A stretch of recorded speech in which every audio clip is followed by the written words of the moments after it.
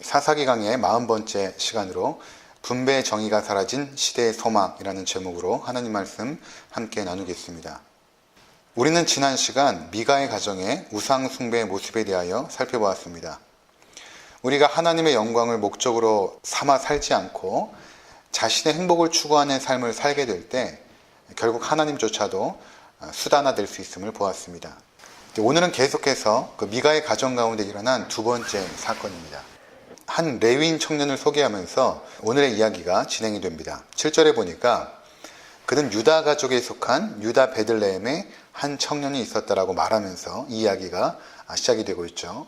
이스라엘 백성들이 가나안 땅에 정착하게 되었을 때에 하나님께서는 모든 지파에게 땅을 분배해 주었지만 레위인들은 분깃도 없고 기업도 없었습니다. 레위 지파는 특별히 성막 제사를 위해서 구별되었고 각 지파에 흩어져 살게 되었습니다. 그리고 그들의 먹거리와 생계는 소속된 지파 사람들이 책임을 지게 되었습니다. 그래서 신명기 12장 19절에 보면 이렇게 말씀하시죠. 너는 삼가 내 땅에 거주하는 동안에 레위인을 저버리지 말지니라. 하나님께서는 이스라엘이 가나안 땅에 들어가서 땅을 분배받아 살게 되었을 때에 너희 지역에 거주하는 레위인의 생계를 책임지라고 명하셨던 것입니다. 이를 통해서 레위인들은 제사장의 직분과 성막 제사 업무에 충실할 수 있었던 것입니다. 오늘 등장하는 레위인 청년은 유다의 베들레헴 지역에 거주하는 레위인이었습니다. 유다 지파는 이스라엘의 12지파 가운데 영적인 장자일 뿐만 아니라 대표입니다. 유다 지파의 땅 베들레헴에 거주하는 레위인이 지금 어떻게 되었습니까?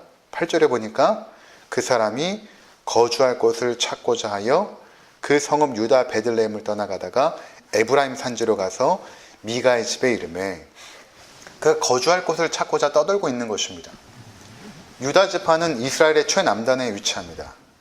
그가 거주할 곳을 찾으러 북쪽으로 이동하였던 것입니다. 그렇게 되면 첫 번째 만나는 지파가 단이나 베냐민 지파입니다. 그곳에서도 거주할 곳을 찾지 못한 것입니다. 그래서 다시 북쪽으로 올라가다가 에브라임 땅까지 온 것입니다. 지금 도대체 이 청년에게 무슨 일이 생긴 것입니까? 유다 사람들 가운데 이 레위인의 생계를 책임질 사람이 없었다는 것입니다. 그리고 단이나 베냐민 지파를 통과하여 올라오는 중에도 그의 생계를 책임지겠다고 하는 사람들이 나타나지 않은 것입니다. 레위인들은 이스라엘 사회에서 생계를 위해서 일하지 않았습니다. 그들은 오직 성막 제사의 직무만을 감당했던 것입니다. 그것이 하나님의 명령이었기 때문에 이스라엘 공동체가 레위인의 생계를 책임져 주지 않으면 그들은 도무지 먹고 살 수가 없었던 것입니다. 그런데 유다 땅에서도 그리고 단이나 베냐민 땅에서도 그들의 생계를 책임져 주겠다는 사람이 없었던 것입니다. 그래서 결국에는 에브라임 땅까지 올라오게 된 것입니다. 이것은 무엇을 의미합니까? 이스라엘의 공동체성이 파괴되었음을 의미합니다. 사사시대에 이스라엘 사회에 하나님께서 명하셨던 그 공동체의 모습이 사라져버린 것입니다. 원래 하나님께서 명하셨던 것은 이런 것이 아니었습니다. 신명기 12장 1절을 함께 보시면 내 조상의 하나님 여호와께서 내게 주셔서 차지하게 하신 땅에서 너희가 평생에 지켜 행할 규례와 법도는 이러하니라 라고 하면서 이제 12장의 말씀이 시작이 됩니다. 그러니까 너희가 가나안 땅에 들어가서 이러한 규례와 법도로 살아라 라고 말씀을 하시는데 크게 두 가지입니다. 첫 번째로는 우상을 헐라는 것입니다. 이것이 2절과 3절의 내용입니다. 그리고 두 번째는 4절부터 진행이 되는데 너희가 수고하고 일한 것에 하나님께서 복을 주실 것인데 그 받은 복으로 말미암아 하나님을 기쁨으로 예배하라는 것입니다. 7절을 한번 보시면 거기 곧 너희의 하나님 여호와 앞에서 먹고 너희의 하나님 여호와께서 너희의 손으로 수고한 일에 복 주심으로 말미암아 너희와 너희 가족이 즐거워할지니라. 하나님께서 너희에게 주신 그 분복으로 말미암아 너희 가족이 함께 즐거워하여라. 하나님이 주시는 그 분복으로 말미암아 하나님 앞에 예배하면서 즐거워할 것을 명하셨던 것입니다. 그러면서 이 부분을 계속해서 구체화시켜 주십니다. 9절부터 나오는 내용인데 10절, 11절을 한번 보도록 하겠습니다. 너희가 요단을 건너 너희 하나님 여호와께서 너희에게 주시는 땅에 거주하게 될 때에 또는 여호와께서 너희에게 너희 주의 모든 대적을 이기게 하시고 너희에게 안식을 주사 너희를 평안히 거주하게 하실 때에 너희는 너희 하나님 여호와께서 자기 이름을 두시려고 택하실 그곳에서, 이것이 이제 성전, 성막 아닙니까? 그곳에서 내가 명령하는 것을 모두 가지고 갈지니 성전 제사를 드리라는 것입니다. 그때 너희의 번제와 너희의 희생과 너희 11조와 너희 손의 거제와 너희가 여호와께서 원하시는 모든 아름다운 선물을 가지고 가고 너희와 너희의 자녀와 노비와 함께 너희 하나님 여호와 앞에서 즐거워할 것이요 내 성중에 있는 레위인과도 그리할지니 레위인은 너희 중에 분깃이나 기업이 없음이니라. 자, 보시면 이제 동일한 말씀을 하십니다. 너희에게 주신 그 소산물, 아름다운 소산물, 그 번제물들, 희생제물들, 11조. 이제 거제라는 것은 그 제물을 이렇게 위로 높이 들어가지고 하나님 앞에 드리는 예배 의식을 말하는데, 그런 아름다운 그 제물들을 가지고 와서 하나님 앞에서 예배하면서 즐겁게 잔치를 하는 것입니다. 한마디로 하나님 앞에서 잔치를 벌이는데, 그때 해야 될 게 뭐냐면 12절에 너희 가족뿐만 아니라 노비와 함께 내 성중에 있는 레위인도 그곳에 참여시켜서 그 잔치를 함께 나눌 것이다, 이렇게 말씀하고 있는 것입니다. 자, 이 말씀이 또 중요하기 때문에 13절부터 19절까지 다시 또 등장하거든요. 3번이나 반복을 하십니다. 근데 점점 구체화가 돼요. 다 읽지는 못하겠는데 중요한 것만 읽도록 하겠습니다. 18절 19절만 읽도록 하겠습니다. 오직 내 하나님 여호와께서 택하실 곳에서 내 하나님 여호와 앞에서 너는 내 자녀와 노비와 성중에 거주하는 레위인과 함께 그것을 먹고 또 내 손으로 수고한 모든 일로 말미암아 내 하나님 여호와 앞에서 즐거워하되 너는 삼가 내 땅에 거주하는 동안에 레위인을 저버리지 말지니라. 아멘. 그러니까 이스라엘 공동체가 가나안 땅에 들어가서 살아가야 될 그 삶의 모습을 보면 자신들이 노력하고 수고하여 얻은 그 소산물을 하나님 앞에 바치고 예배할 때 거기에 노비도 참여시키고 레위인도 참여시켜라 라는 것입니다. 노비를 참여시키라는 것은 어떤 의미가 있냐면 너희의 수익을 사회적인 약자들과 함께 나눌 것이다 라는 것입니다. 그리고 레위인은 특별히 기업도 없고 분깃이 없고 하나님이 헌신된 그들을 너희가 함께 참여해서 그 즐거움을 함께 나누고 너희가 받은 그 분깃을 함께 나눠야 된다 라는 것을 명하셨던 것입니다. 이게 얼마만큼 중요했으면 12장 전체를 할애하여서 3번이나 반복하여서 이 말씀을 하셨던 것입니다. 자, 그런데 지금 사사시대에 와서 레위인이 떠돌고 있다는 것은 어떤 의미입니까? 하나님께서 간곡하게 당부하셨던 이 말씀, 하나님의 말씀이 깨어져 버린 것입니다. 하나님의 명령이 깨어져 버린 것입니다. 그들은 더 이상 레위인을 돌보지 않았습니다. 이러한 공동체성이 깨어진 이유가 무엇이었을까요? 왜 사사시대에 이스라엘 하나님의 백성들은 왜 사회적 약자들과 레위인을 돌보라는 하나님의 명령을 깨버렸을까요? 그들은 더 이상 하나님이 원하는 방식으로 자신의 소득을 분배하지 않기 시작했습니다. 여러분, 항상 공동체가 깨어지는 이유를 보면 분배의 문제와 연관이 됩니다. 분배를 정의롭게 하면 공동체 유대감이 강화되고 삶의 질이 올라가는데 분배가 정의롭지 못하면 공동체는 분열이 됩니다. 우리의 삶만 보아도 그렇지 않습니까? 그렇게 가깝게 사랑과 우정을 나눴던 형제들이 왜 갈라지고 깨어집니까? 부모의 유산을 어떻게 분배할 것인가의 문제부터 시작이 됩니다. 그렇게 애틋하게 사랑을 나눴던 그 형제들이 분배의 문제입니다. 아픈 부모님을 형제들이 어떻게 모실까라는 것도 분배의 문제죠. 어제 뉴스를 보니까 민주노총이 총파업에 들어간다고 합니다.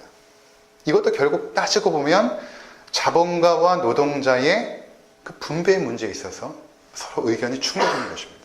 사사시대의 이스라엘 사회 가운데 분배의 정의가 사라진 것입니다. 그들에게 있어서 정의라는 것은 무엇이었냐 하면 하나님의 말씀입니다. 하나님께서 신명기에서 말씀하셨던 이 말씀이 그들에게 있어서 정의입니다. 정의. 이 말씀이 좀 중요한데 잘 보시면 12장 8절 여부를 한번 보시기 바랍니다. 12장 8절. 이게 12장에서 중간에 딱 들어가서 이 말씀의 그 의도를 정확히 보여주는데 12장 8절 함께 읽도록 하겠습니다.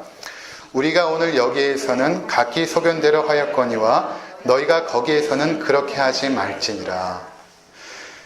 소견이 옳다라는 것. 이 단어가 이제 오늘 우리가 읽었던 사사기에 다시 등장하죠. 다시 돌아와서 17장 6절, 사사기 17장 6절 우리 함께 읽도록 하겠습니다. 그때에는 이스라엘의 왕이 없었으므로 사람마다 자기 소견에 옳은 대로 행하였더라. 그렇죠. 이 소견에 옳은 대로 너희가 행하지 말라 그랬는데 소견에 옳은 대로 행합니다. 이 옳다라는 단어는 야샤르인데 이 야샤라는 고든 또는 옳은 또는 정의라는 단어입니다. 그러니까 그들이 생각할 때 정의롭다 또는 옳다라는 개념은 무엇이었냐면 사사시대에 자기의 소견이었던 것입니다. 내 생각과 판단. 더 이상 하나님의 말씀을 삶의 기준과 원칙으로 삼지 않고 그것을 법이요 질서로 삼지 않고 자신의 판단과 생각을 정의라고 생각한 것입니다. 여러분, 하나님께서 우리를 다스리는 방식은 법과 질서입니다. 그렇죠? 우주도 창조된 것을 보면 질서가 있고 법이 있죠. 하나님께서 그의 백성을 다스릴 때도 법을 주십니다. 십계명을 통하여 율법을 통하여 그들을 다스리시죠. 그러니까 신명기에서 하나님께서 법을 통하여서 그 땅에 들어가서 살아가야 될 삶의 방식을 명하신 것입니다. 그 분배의 정의. 그것은 무엇인가? 사회적 약자를 돌보라. 그리고 하나님 일에 헌신된 레위인들을 너희가 돌봐야 된다라는 것입니다. 근데 이 정의를 깨버린 것입니다. 정의를 깨버리고 자신의 판단과 생각을 옳음, 정의로 생각하고 그들은 살아가기 시작했던 것입니다. 그 중에 한 부분이 바로 이 분배의 정의가 깨어져 버린 것입니다. 더 이상 사회적 약자를 돌보지 않고 레위인을 돌보지 않고 자신의 수익의 모든 것을 자신의 것으로 삼기 시작한 것입니다. 분배의 정의가 사라지기 시작하면 어떤 결과가 생깁니까? 사회적 약자들이 굉장히 어려움을 당하게 됩니다. 오늘날도 경제 위기라고 하지만 실제로 잘 사회를 들여다보면 잘 되는 사람들은 계속 잘 되고 안 되는 사람은 계속 안 되는 게 문제 아닙니까? 그러니까 잘 되는 사람들이 안 되는 사람들을 돌보고 섬기는 것들이 되어지지 아니하면 그 사회가 점점 양극화 현상이 가속이 됩니다. 그렇게 되어질 때 사회적인 약자들은 마침내 그 어려움 속에서 분노가 표출되기 시작하죠. 먹고 살지 못하겠다. 자본가들이 우리의 돈 다 독식해버리고 그러면서 극도로 혼란이 심화되는 것입니다. 그러니까 정부에서 가장 노력하는 것이 무엇인가 하면 이 분배입니다. 분배를 어떻게 할 것인가. 이걸 되지 않으면 사회는 극도로 혼란해지기 때문에. 근데 미가의 가정을 딱 보니까 굉장히 부유합니다. 그렇지 않습니까? 미가가 자기 어머니의 돈 은 110을 훔쳤으니까 1100입니까? 110이? 기억이 안 나요. 1100을 훔치지 않습니까? 노동자 100명의 연봉을, 1년 연봉을 아들이 훔쳤으니까 그 집안에 상당한 재력이 있었던 것입니다. 근데 레위인은 지금 극도로 가난하여서 떠도는 신세가 된 것이죠. 이미 양극화 현상이 이스라엘 공동체 가운데 일어나기 시작한 것입니다. 그래서 13절을 보시면 미가가 이렇게 말합니다. 뭐라고 말하냐면 레위인이 내 제사장이 되었으니 이제 여호와께서 내게 복 주실 줄을 아노라. 미가의 삶의 그 모든 목적은 자신의 삶의 풍요로움이었습니다. 그 풍요로움을 위해서 하나님을 계속해서 이용해 먹었던 것이죠. 자기가 드리는 제사 행위도 마찬가지고 자기 집에 성전을 지어놓고 거기다 신전도 갖다 놓고 예배 도구들을 막 진열해 놓고 제사장이 없으니까 이 레위인을 자기 집에 데려온 것입니다. 네가 우리 집의 축복을 기원하는 제사장이 되어라. 이렇게 된 것입니다. 지금 형편이. 그러니까 레위인이 하나님의 일을 위해서 헌신된 사람이 된 것이 아니라 한 개인의 삶의 풍요를 위한 도구로서, 수단으로서 전락이 되어버린 것입니다. 하나님의 종이 사람의 종이 된 것입니다. 이게 그 당시에 사사시대에 하나님의 백성들이 생각했던 삶의 방식이었습니다. 옳음이었습니다. 정의였습니다. 자신의 삶의 풍요와 안정을 위해서 모든 것이 수단화되고 있습니다. 레위인도 제사도 다 수단으로 전락되어 버린 것입니다. 사사시대 이스라엘은 하나님의 백성이라는 그 공동체성이 상실되고 말았습니다. 서로를 돌아보지 않고 자신의 유익과 욕망을 따라서 살아가게 된 것입니다. 자, 이러한 사사시대의 모습과 또 한편의 신약시대에 있어서 예수 그리스도의 부활을 믿는 사람들이 함께 모여 예배를 드리기 시작하면서 아주 혁명적인 공동체가 하나 생기기 시작합니다. 그 공동체가 어떤 공동체냐면 초대교회입니다. 우리 한번 보도록 하겠습니다. 사도행전 2장 44절. 믿는 다 함께 있어 모든 물건을 서로 통용하고 또 재산과 소유를 팔아 각 사람의 필요를 따라 나눠주며 날마다 마음을 같이하여 성전에 모이기를 힘쓰고 집에서 떡을 떼며 기쁨과 순전한 마음으로 음식을 먹고 하나님을 찬미하며 또 온 백성에게 칭송을 받으니 주께서 구원받는 사람을 날마다 더하게 하시니라. 아멘. 하나님을 믿는 사람들, 예수 그리스도를 믿는 사람들이 함께 모이기 시작한 것이죠. 함께 모여서 그들이 예배한 것입니다. 그러면서 자신이 가지고 있는 물건들을 서로 통용하였다라는 것입니다. 통용하였다. 이게 어떤 모습인가 하면 45절에 구체적으로 나오는데 재산과 소유를 팔아 각 사람의 필요에 따라 나눠줬다라는 것입니다. 자신의 그 재산과 그 소유들 가운데 자신이 필요한 것들을 제외하고 좀 남는 것들 있지 않겠습니까? 잉여되어져 있는 것들을 공동체 가운데 가난하거나 또한 물질로 인해서 고통당하는 사람이 있다면 그들의 필요를 채워주었다는 것입니다. 그들의 필요를 채워주었다. 그러면서 날마다 마음을 같이하여 성전에 모이기를 힘쓰고 집에서 떡을 떼며 기쁨과 순전한 마음으로 음식을 먹고 하나님을 찬양한 것입니다.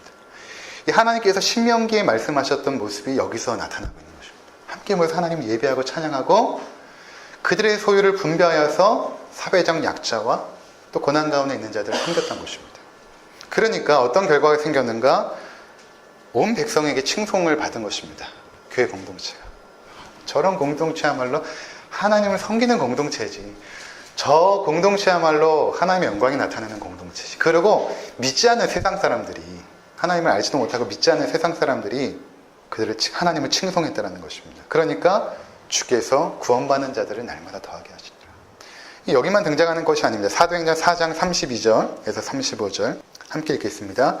믿는 무리가 한 마음과 한 뜻이 되어 모든 물건을 서로 통용하고 자기 재물을 조금이라도 자기 것이라 하는 이가 하나도 없더라. 사도들이 큰 권능으로 주 예수의 부활을 증언하니 무리가 큰 은혜를 받아 그 중에 가난한 사람이 없으니 이는 밥과 집 있는 자는 밭을 팔아 그 판 것의 값을 가져다가 사도들의 발 앞에 두네 그들이 각 사람의 필요를 따라 나누어 줍니다. 그러니까 지금 초대교회가 이룬 그 분배의 정의가 무엇입니까? 필요에 따라 나누는 것입니다. 필요에 따라 나누는 것. 부한 자들은 자신이 필요한 것들을 제외하고 가난한 자들을 위하여 그것들을 드리는 것이죠. 그들이 이게 필요하니까. 그들이 돈이 필요하다면 돈을 주고 자신이 가지고 있는 물건이 필요하다고 한다면 그 물건을 그들에게 주고 돕는 것입니다. 그래서 어떤 현상이 생겼는가? 교회 공동체 가운데 가난한 사람이 없어진 것입니다. 이게 하나님께서 이루고 싶어하는 분배의 정의입니다. 이거는 그 역사상 그 어떤 정부나 기관도 이루지 못한 것입니다. 이것을 위해서 노력은 하지만 이루어지진 않았습니다. 이것이 어떻게 가능했는가? 32절에 보면 자기 재물을 조금이라도 자기 것이라고 하는 이가 없도다. 그러니까 자기의 모든 소유가 자신의 것이 아니라는 그 믿음. 하나님께서 나에게 맡겨주신 것이라는 그 믿음. 이것을 청지기 정신이라고 말할 수 있을 것입니다. 자기 모든 소유, 생명까지도. 거기에는 내가 가진 건강, 또 내가 가진 지식이나 지혜, 또 내가 가진 재능, 또 내가 할 수 있는 어떤 노력들, 어떤 성실함들, 이러한 것들까지도 내 것이 아니라는 믿음이 있었습니다. 나에게서 나온 것이 아니라 하나님께서 나에게 주신 선물이라는, 은혜라는 믿음의 확신이 있었던 것입니다. 또한 그 당시에 그 초대교회 성도들은 예수님께서 곧 오실 것이라는 믿음의 확신이 있었기 때문에 예수님께서 오시면은 이제 훌훌 털 가야 되지 않습니까? 그러니까 늘 자신의 종말이 언제 일어날지 모른다라는 그러한 생각 속에서 살았던 것입니다. 하나님께서 나를 부르시면 가야 될 텐데. 그렇다면 내가 가진 소유가 다 무슨 소용이 있을까? 내가 필요한 것들은 가지고 있지만 잉여되는 것들은 사회적 약자를 위해 드리는 것이 마땅하다. 그러한 삶의 자세로 살았던 것입니다. 그리고 그 사역을 교회가 감당했던 것이죠. 자신의 몸집 불리기와 확장을 위해서 애쓰는 교회가 있고 섬김과 나눔을 실천하며 이웃을 풍요롭게 하는 교회도 있습니다. 제가 뭐 하도 있어요.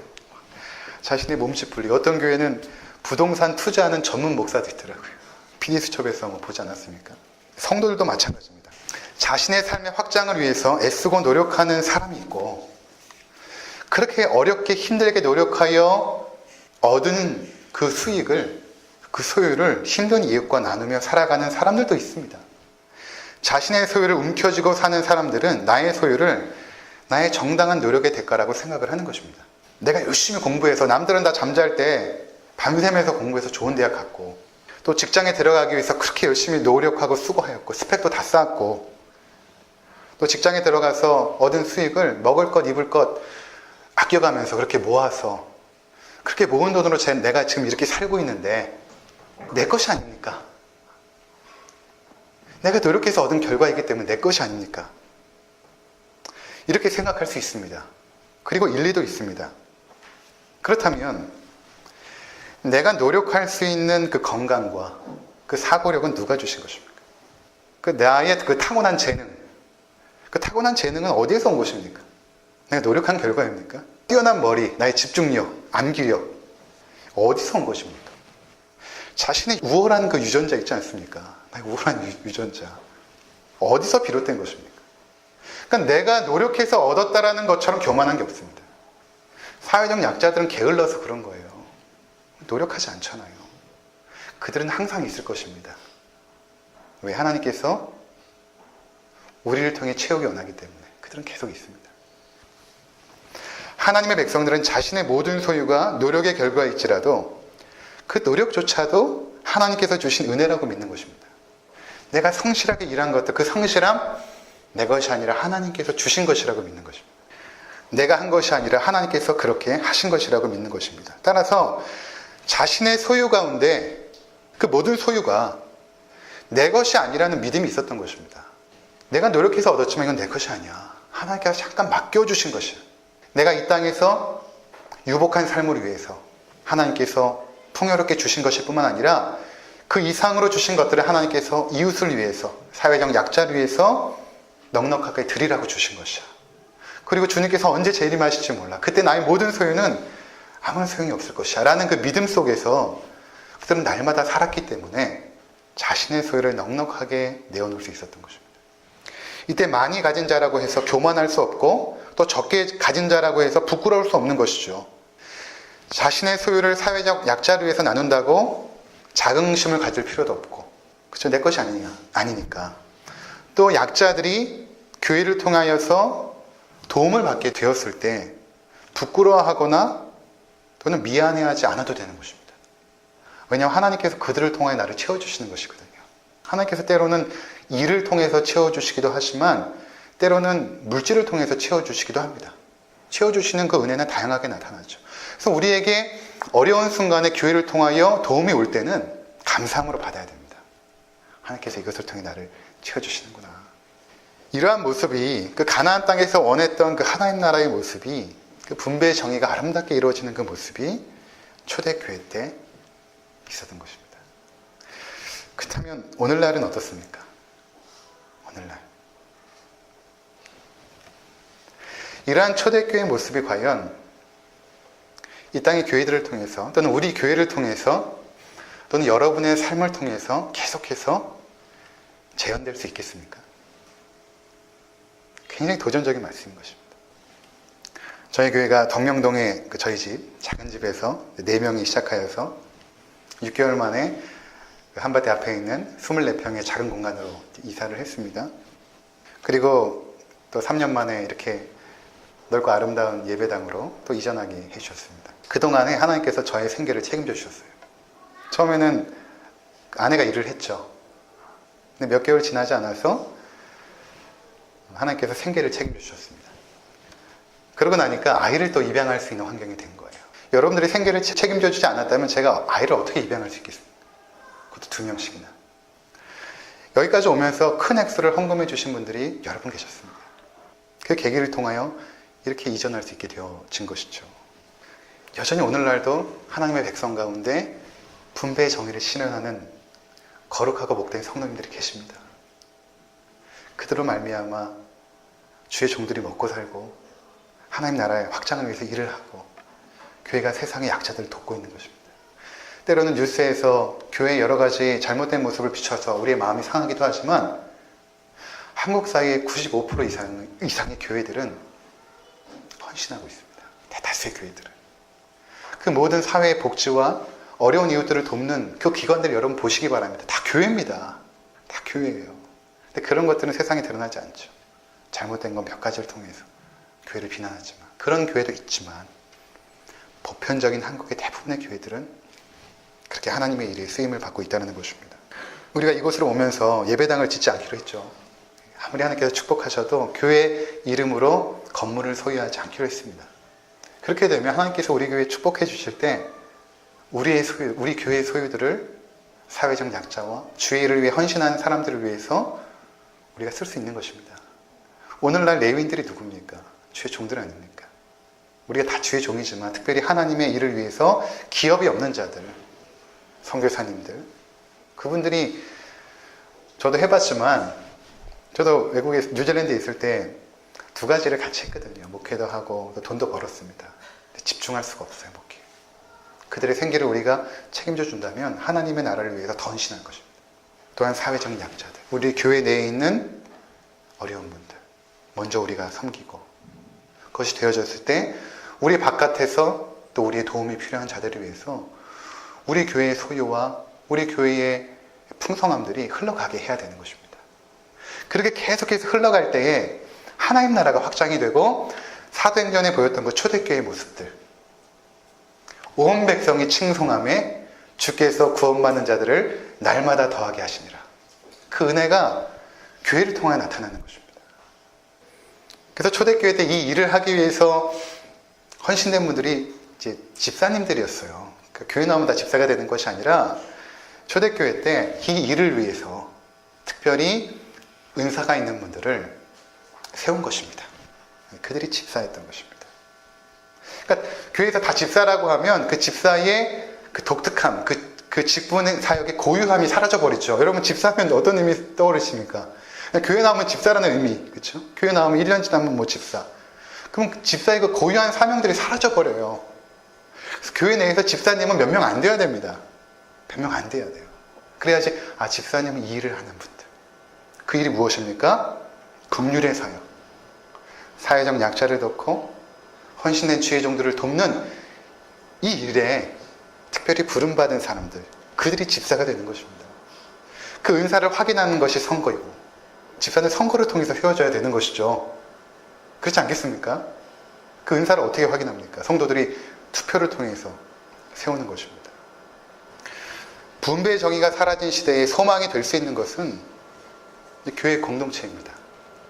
이 일에 우리 교회가 쓰임받을 수 있다면, 그렇게 빛으로 쓰임받을 수 있다면 하나님께서 우리 교회를 더 축복해 주실 것입니다. 하나님께서 내가 너희를 축복하여도 너희는 내 마음에 흡족한 대로 너희가 그 물질을 흘려보내고 있구나 라고 생각한다면 하나님께서 우리 교회를 축복하지 않겠습니까? 우리 교회를 어떻게 축복하겠습니까? 성도들의 축복을 통하여 교회를 축복하시는 것입니다. 이 말씀에 여러분 도전받으시고 과연 우리의 삶을 어떻게 살아가야 될 것인가? 굉장히 급진적이지 않습니까? 기독교가. 한번 이렇게 살아봤으면 좋겠어요. 이렇게 우리가 한번 주님 오실 때 얼마 남지 않고 또 언제 오실지 모르겠는데 우리 교회가 이 일에 쓰임받는 복된 교회가 되시기를 모두가 기도해 주시고 그렇게 여러분들이 헌신하시기를 주의 이름으로 축원을 드립니다. 기도하겠습니다. 우리 참 기도할 때 하나님께서 말씀하셨던 하나님 나라의 분배의 정의가 우리 교회를 통하여 이루어지게 하옵소서.